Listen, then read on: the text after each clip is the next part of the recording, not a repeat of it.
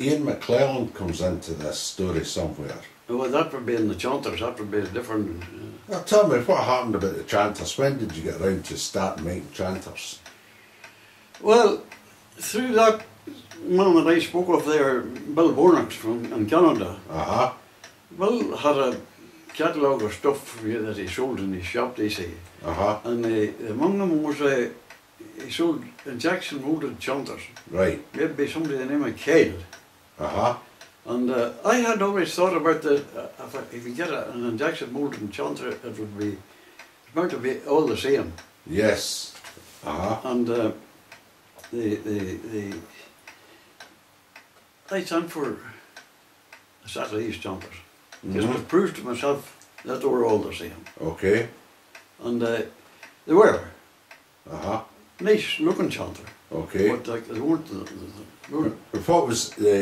what material were you using? It was used to make the injection moulded chanters. What kind of plastic was it? There, I'll tell you, this is a story nearly by itself. Aye. There was a Union Papers Club away down in the south. Right. And there was two fellas from down Patrick, McLeod and Hughes. Okay. And they made Union pipes. And there was a sort of a workshop down at Drogheda. Right. On Union pipes, and they started on a Friday night and they finished on a Sunday night. Right. And the pipes and they made reeds and they played music all night. Okay. And he asked me would I go down and give him a talk on making reeds. Well now, Union pipe reeds and bagpipe reeds are two different reeds. Of course they are, aye. And rather than go down and give a lecture, I took a video camera and I made a whole film on the making of the reeds. Okay. And drones, drone reeds too. Okay. And I took that down with me. And I went down into this hotel and they showed me where the video was, but see that the video wasn't working. And it was wrong wire drum or something at the back, so I started to sort these wires out, and I was down on my knees at it, and got it going, and whenever I turned around the room was packed, and the fellow McLeod says to me, Jimmy, my let her run there, he says, because he says we couldn't put any more in here, no. So I started and I run the film through. Right. And this fella, after the film was over, this fella came over to me and he says, Jim, would you lend me that film? No, says I don't think I would. Aye. Because I have no guarantee you wouldn't copy that. Correct. Well, he says, if I went up, he says, to your workshop, would you let me see it? I will, surely. Right. And that fella is Eugene Lamb, they called him. And the first remark to me says, you're getting a chanter mould made. And Bray, that's below Dublin. And to see, the man that's making the mould will not make me a mould, I want a mould made for a flute, he says, and to see, he'll not touch me till he's finished with you. Aye, okay. And the boy come up about 3-4 days after it, and saw all what I was doing. I didn't mind him seeing. Okay. And then he turns around to me and he says, what are you going to make these chanters with, he says. And I says, hey, that's, I'm experimenting. Aye. Well, to see, I'll show you someone, he says, and he pulled this wee block of wood out there. It wasn't wood, it was plastic. Right. See, that's the stuff there you want to use. See, I'm going to make flutes with that. Right. And to see Bussy and Hawk and London make clarinets with it. Okay. Well, so that sounds nearly it.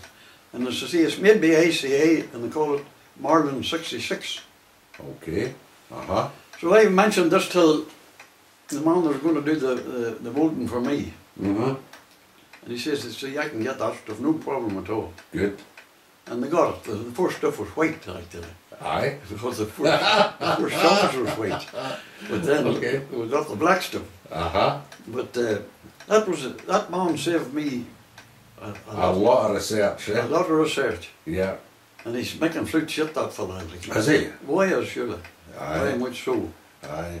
So, and Ian McClellan, Well, then, he come into it. I had was in touch with, I got in touch with Bob Shepherd, and I don't know what happened, but I think Bob was developing his own chanter maybe at that time. But I tried Ian. I don't know how I got introduced to Ian. I can't remember that. But Ian came over here. First of all he sent me a chanter. Alright. He sent me a Sinclair chanter. Okay. And I think he said it was John Wilson's chanter. Okay. And it was taped from the top to the bottom. Right. And he told me, whatever I do, don't move any tip on it. Aye, right. And the chanter was tuned. No doubt the bird was a great chanter. Aye. And if ever he wanted to test a reed or anything, he always went for this chanter because a reed would go on it. Right, okay. It's a very, very easy reed. And that was where Ian came into it. Right. Well then, the first batch of two chanters I got, they weren't through at all. And there was one would be very dull and the next one would be bright. Okay. Which still told that she wasn't through, and in a pipe chanter you want the holes evenly spaced down the finger holes. Right. So we experimented with this, and I remember we got it fairly well, and I think I'd sent Ian over some chanters for to try them, and Ian seemed to be happy with them. And he came over here. There's four of the pipers out of the band. Come over. Come over here. I can't mind who the other three were now. And we put a show on in Town Hall in Cookstown. And that was when the chanter was first launched. But to get the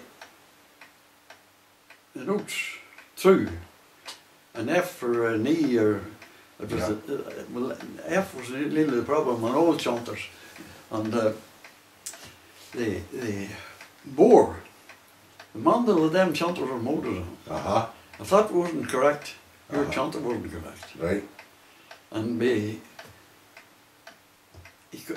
I put a wee bit of sandpaper. Okay. Round a mandel behind the F hole.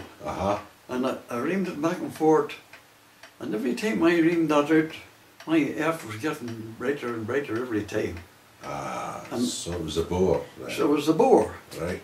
So then I had to get the two mandrels identical to the Sinclair. Because Sinclair was a sort of the daddy of all the chanters. Yes. And I had to get mandrels made for that. Well then after that then,